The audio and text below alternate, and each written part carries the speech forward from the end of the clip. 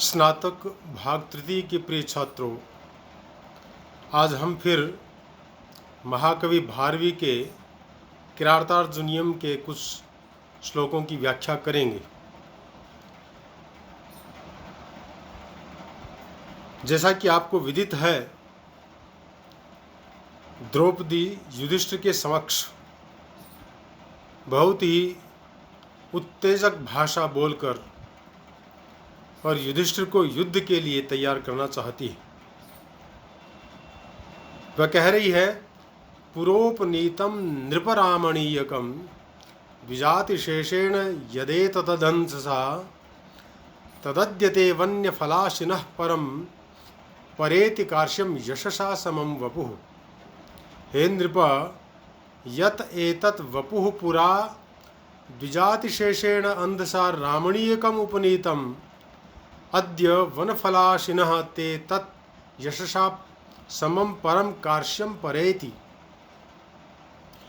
नृप, हे राजन, हे युधिष्ठिर, यत एतत्, जो यह, ते वपुः, तुम्हारा जो शरीर है, पूरा, पहले, द्विजातिशेषेण, ब्राह्मणों के खा लेने पर बचे हुए यानी उच्छिष्ट, अंधसा, अन्न से, रामणीयकम, उपनीतम, मनोहरता को प्राप्त हो जाता था।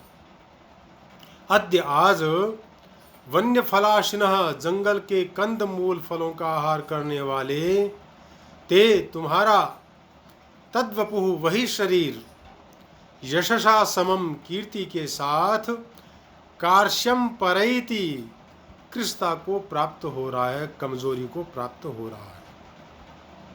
हे राजन, आपका जो यह शरीर राज्य काल में ब्राह्मणों के भोजन से बचे अन्न से सुंदरता को प्राप्त हुआ था, जंगली फलों को खाने वाले तुम्हारा वही शरीर आज यश के साथ अत्यंत कृश हो रहा है, बहुत ही कमजोर हो रहा है।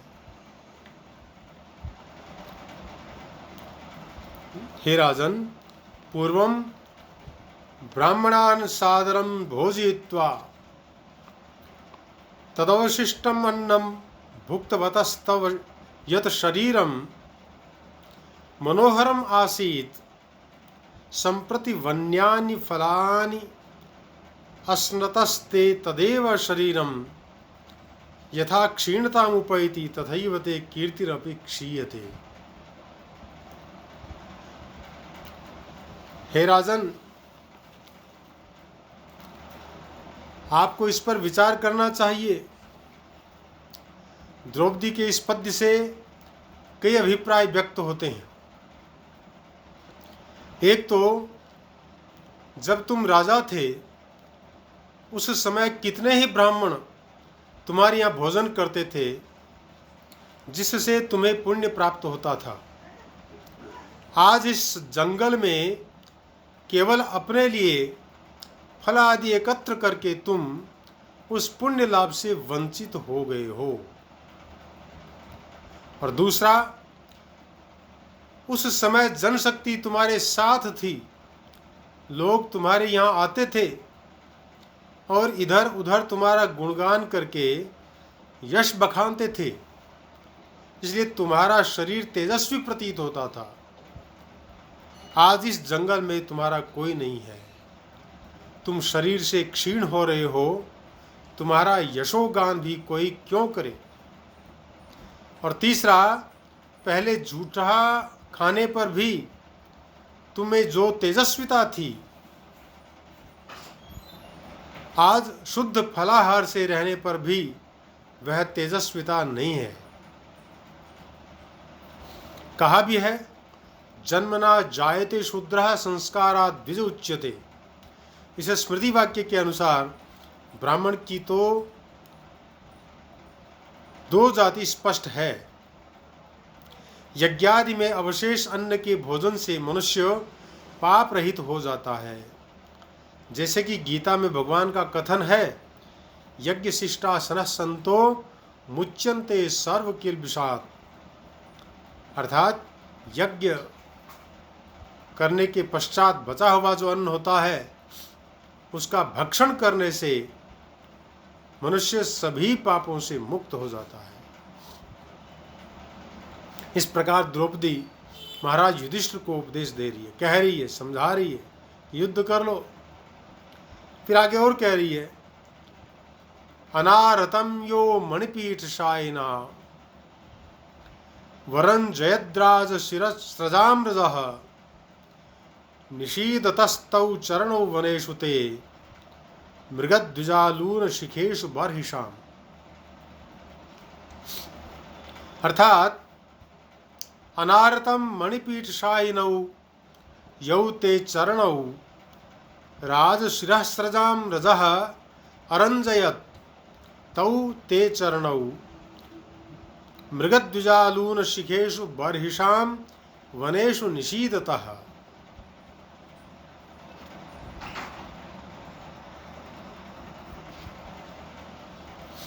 अर्थात अनारतम निरंतर मणिपीठ शायिनौ रत्न या मणियों से जटित जो चौकी है उस पर रहने वाले यौ ते चरणौ जो तुम्हारे दोनों चरण राज शिरस्रजाम राजाओं के मस्तक पर स्थित मालाओं का पराग अरंजयत रंग देता था। तौ ते चरणौ वे ही दोनों तुम्हारे चरण मृगद्विजालून शिखेषु मृगों और ऋषियों द्वारा खूंटी गई शिखाओं वाले बर्हिषाम वनेषु कुशाओं के वनों में कुशाओं के जंगल में निषीदतः रहते हैं। निरंतर रत्न जटित पीठ पर विराजमान तुम्हारे जो चरण प्रणाम करते हुए राजाओं के माथे पर भी उनकी मालाओं से झड़ते हुए पराग से रंग जाते थे, वे आज हरिणों और तपस्वियों से खूंटे गए कुशाओं से भरे वनों में ठहरते हैं। वास्तव में द्रौपदी क्या कहना चाह रही है? वह कह रही है कि निरंतर मणिपीठ पर रहने का भाव यह है, तुम्हारे इतने कोमल चरण थे जिन्हें भूमि पर रखने में भी बुरा मालूम पड़ता था, पराग से रंग जाते थे। अर्थात इतने राजा तुम्हारे चरणों में झुके रहते थे कि उनके सिरों की मालाओं से जड़े पराग से पैर ढक जाते थे।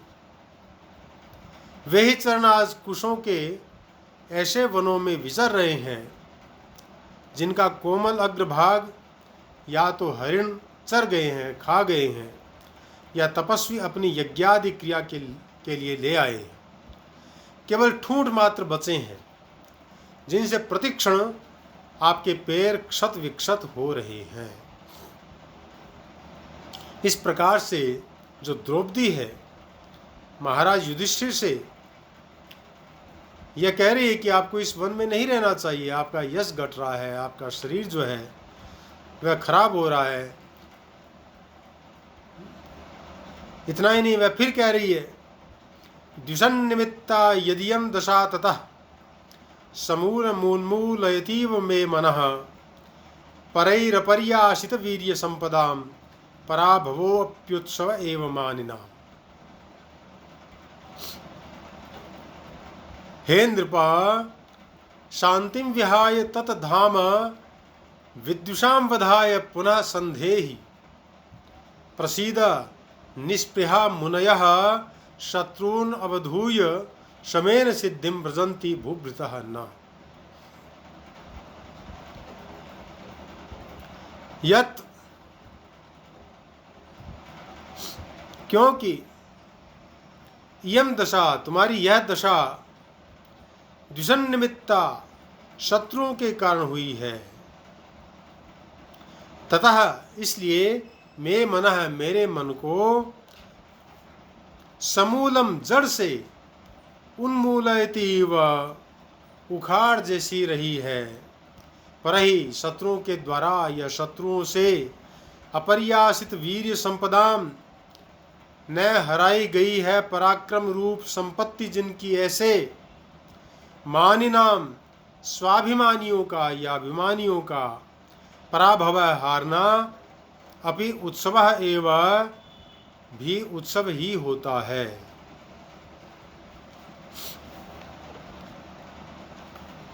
अर्थात आपकी यह दशा जो शत्रुओं के कारण हुई है,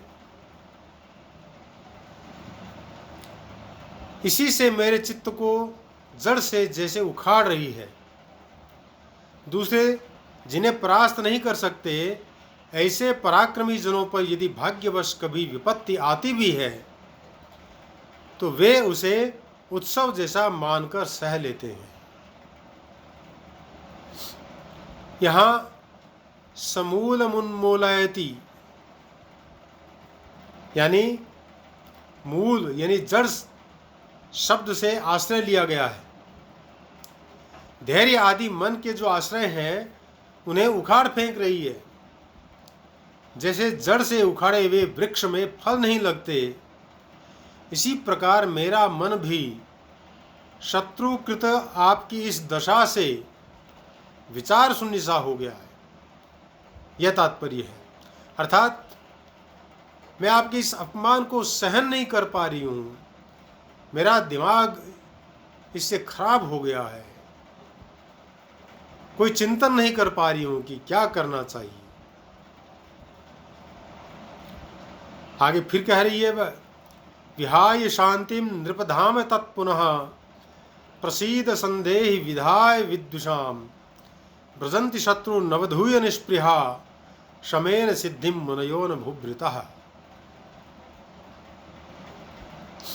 हे नृपा, शांतिम विहाय तत्धाम विद्युषाम वधाय पुनः संदेहि प्रसीद निष्पृहा मुनयः शत्रून् अवधूय शमेन सिद्धिम ब्रजंति भूभृतः न।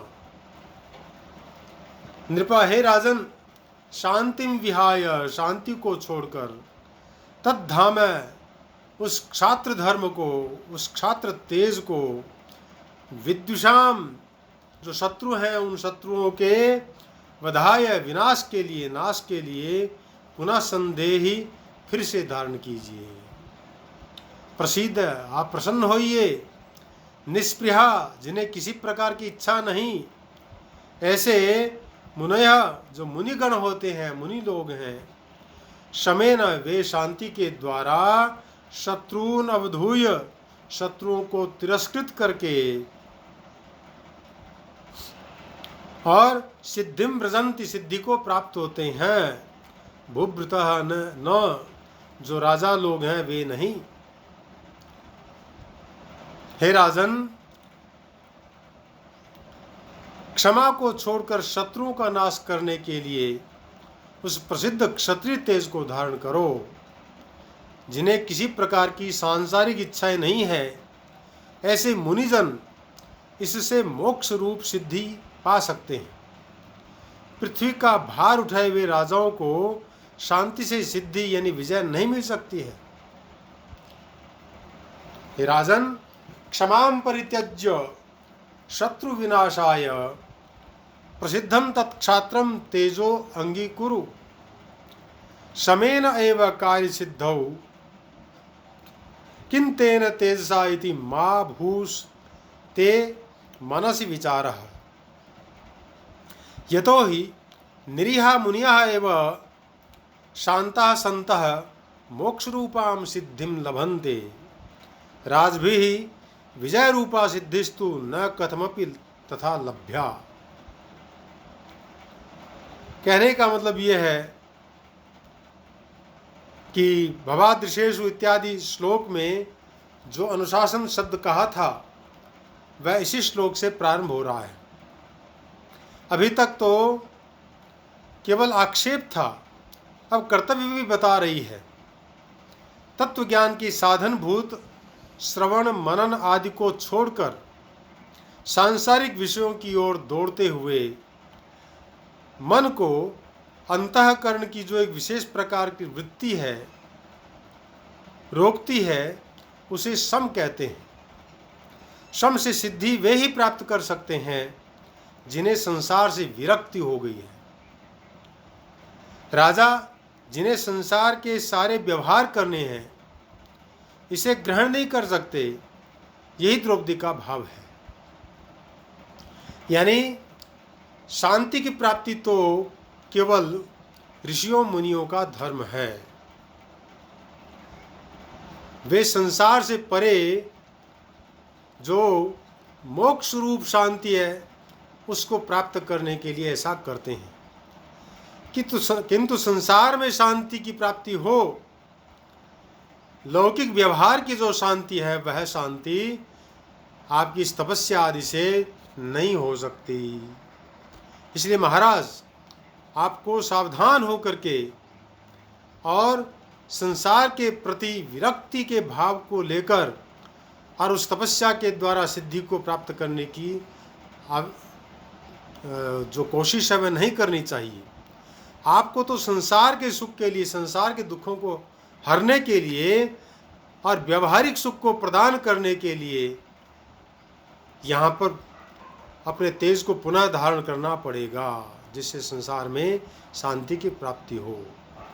इस प्रकार से जो द्रौपदी है वह महाराज युधिष्ठिर को युद्ध के लिए तैयार कर रही है। वस्तुतः वह मुनियों जैसे व्यवहार को नहीं चाहती है। ये मुनियों जैसे व्यवहार को तो मुनि ही करेंगे, और राजाओं का जो आचरण करना चाहिए, जो वह आचरण आपको करना चाहिए। उसके बिना संसार में जो लोग हैं उनको वह शांति प्राप्त नहीं हो सकती। जो सांसारिक शांति है वह उन्हें प्राप्त होनी चाहिए। अस्तु बच्चों, आज हम यहीं तक अपना व्याख्यान रखेंगे। आगे के श्लोकों का व्याख्यान हम पुनः अगले वीडियो में प्रस्तुत करेंगे। तब तक के लिए जयतु संस्कृतम, जयतु भारतम।